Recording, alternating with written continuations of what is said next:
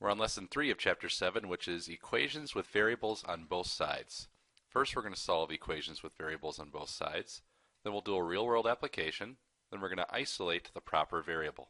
Here's an example where we can use equations with variables on both sides to solve a real-world situation. Sally's Pets charges $19 to take care of your pet, plus $1.50 per hour. The mom and pop pet shop, on the other hand, they'll charge you $15 to take care of your pet, but they charge a little more per hour, $2.75. The question is, how many hours will Sally's Pets be the same price as mom and pop pet shop? As you see, originally you're going to pay more for Sally's Pets, but eventually it's going to be cheaper because it's less per hour. Well, we can write this as one equation. We want them to be equal to each other, so we can start with that. On the left we have Sally's Pets, which is 19 plus $1.50 per hour. So 19 plus 1.50x. On the right side then we have Mom and Pop Pet Shop, which is 15 plus 275 per hour. So 15 plus the 275 per hour. So we have x's on both sides, and we also have constants on both sides as well. We could turn this into equations that we're familiar with by getting rid of one of the x's on one of the sides. We could do that by subtracting the 1.50x from both sides to get rid of this. So minus 1.50x minus 1.50x. 2.75x minus 1.50x would be 1.25x. Then we can get rid of the constant on this side and move it over here by subtracting 15 from both sides. So minus 15 minus 15. 19 minus 15 would be 4.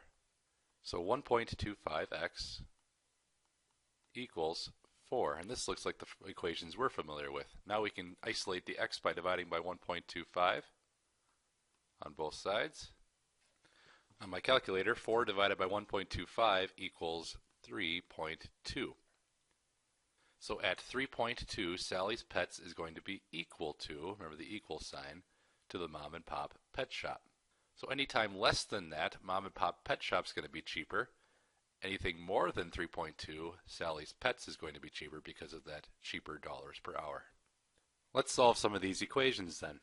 We have 3v minus 8 equals 7 plus 8v. Just like before, we have two variable numbers on both sides. We have the 3v and the 8v. We can get rid of one of them by subtracting 3v from both sides or by subtracting 8v from both sides. I prefer subtracting the smaller one, although you could go either way. So we go minus 3v minus 3v. This cancels out. 8v minus 3v is 5v. So now that we have v's over here, I want to get the constants on the opposite side. So we can get rid of this 7. So minus 7 minus 7. So we have minus 8 or negative 8 minus 7 would be negative 15. So negative 15 equals 5v. Then if I divide both sides by 5, that would isolate the v here. So we have v over here. And then we have negative 15 divided by 5, which was negative 5. So now I've solved for v. So now I can do negative 15 divided by 5, which is negative 3. So here I have g plus 7 equals g minus 3. Here you'll notice the variables are the same on both sides, which is interesting. Let's try subtracting g from both sides to get rid of that g. This will become 0. This becomes 0. Let's start with our equal sign. So now we see that we're 0 plus 7 equals 0 minus 3. If we're going to solve that, that would be 7 equals 0 minus 3, negative 3. If you think about this, this is a false statement. 7 does not equal negative 3. This is completely false. And if you look back at this equation again, if g were truly the same number, how could the same number plus 7 equal the same number minus 3? This is impossible. And this happens once in a while with some equations. There is no solution. And that's what we're going to write for this one. No solution. Let's see if there's a solution for this third one then. We have 2c plus 4 minus 3c equals negative 9 plus c plus 5. Here we have to simplify before we can solve for the equation. I have 2c, I have minus 3c, 2 minus 3 would be negative 1, or negative c. So negative c plus 4, equaling, I have negative 9 and positive 5. Negative 9 plus 5 would be negative 4, and then plus c.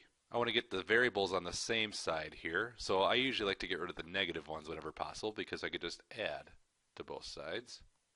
So negative c plus c equals 0. These cancel out. This turns into c plus c, which is 2c. Let's get rid of this negative 4 on this side then by adding 4 to both sides. 4 plus 4 equals 8.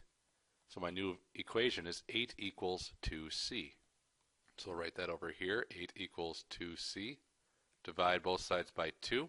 So therefore c equals 4. Let's try this with a real-world application. It says Elaine runs the same distance every day. On Mondays, Fridays, and Saturdays, she runs 3 laps on a running trail and then runs 5 more miles. On Tuesday and Thursdays, she runs 4 laps on the running trail and then runs 2.5 more miles. On Wednesday, she just runs laps. So how many laps does she run on Wednesdays? This is our question here. Well, I can't figure out how many laps she runs unless I know how long a lap is, and also how much she runs every day.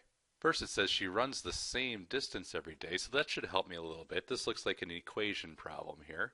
So on Monday, for example, she runs 3 laps and then 5 miles. On Tuesday, for example, then, she runs 4 laps and then 2.5 more miles. But if she runs the same distance every day, I can treat this like an equation. I'll start with my equal sign, then I'll put Monday over here, and then Tuesday over here. So Monday is 3 laps. We don't know the laps, so we'll do x for lap, plus 5 miles. So 3x plus the 5. Tuesdays, on the other hand, is 4 laps and then 2.5 miles. So 4x plus 2.5. And now we can solve for x because the x is the distance of the lap and then the distance has to be the same. So I'm going to subtract 3x from both sides to get rid of that 3x. 4x minus 3x is just x. Subtract 2.5 from both sides. This cancels out, so 5 minus 2.5 would be 2.5. So 2.5 equals x. We've now figured out how long each lap is. We still can't figure out how many laps she runs until we know how long she runs in general on Wednesdays. Well, since it's the same distance every day, she runs the same distance on Monday as on Wednesday. So if we figure out the distance on Monday, we'll know that distance for Wednesday.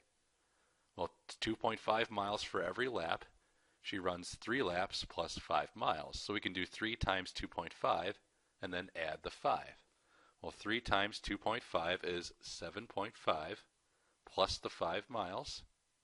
That equals 12.5. So that's the total distance that she's going to run on Wednesday. Well, if it's 12.5 miles on Wednesday and it's 2.5 miles per lap, 12.5 divided by 2.5 equals 5. So it looks like she's going to be running 5 laps on Wednesday in order to get that 12.5 miles in her workout. Now we're going to be isolating the proper variable. It says the equation P equals 2 times L plus 2 times W gives the perimeter P of a rectangle with the length L and the width W. Solve this equation for W. Currently this equation is solved for P, meaning that we can plug in values for L and W to get our value for perimeter. Can we solve this for W, meaning to isolate that W over here? And we certainly can. Let's give this a shot. Let's write it out. P equals 2L plus 2W.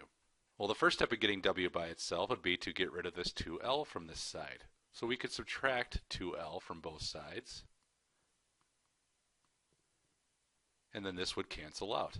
So we'd have P minus 2L equals 2W. Now to get W by itself, we'd have to get rid of this 2 that's being multiplied by it. So we could divide both sides by 2. And now that this cancels out, we have our equation. It would be W equals whatever this is, P minus 2L divided by 2. So if you knew the perimeter and you knew the length, you could do the perimeter minus 2 times the length, and if you divided that by 2, that would give you your width of a rectangle.